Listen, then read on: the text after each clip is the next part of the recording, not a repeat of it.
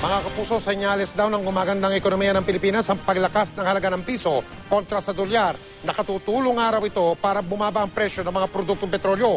Pero sakit naman ng ulo yan ng mga kaanak ng mga OFW kasi lumiliit ang halaga ng natatanggap nilang pera.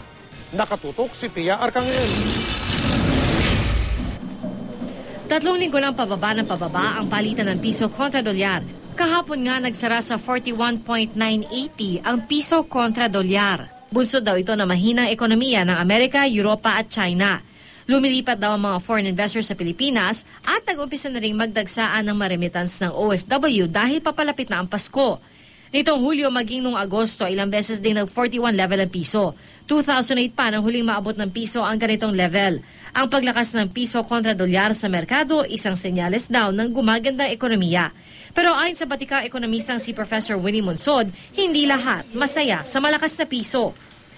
January to March this year, bumaba ang presyo ng dolyar by 20 centavos.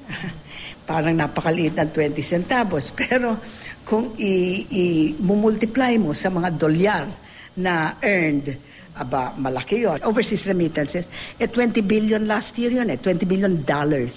Ibig sabihin nun, ang nawala sa mga nag-receive ng remittances ay 4 billion pesos.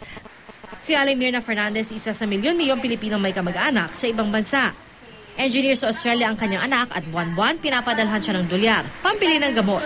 Kapag malakas ang palitan, mas kakaunti raw ang nakukuha niya rito. Kung para sa amin, siyempre gusto namin mataas. Siyempre para mas malaki natatanggap namin. Pati mga exporter, apektado rin daw. Ang exporters daw ay mga $60 million ang kanilang earnings. Alright? So in peso terms, ang nawalaan is 12 billion pesos of earnings. Yung sana man na-earn nila ay hindi. Malaki rin yon.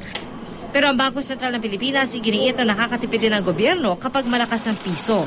Ang utang daw kasi natin lumiliit.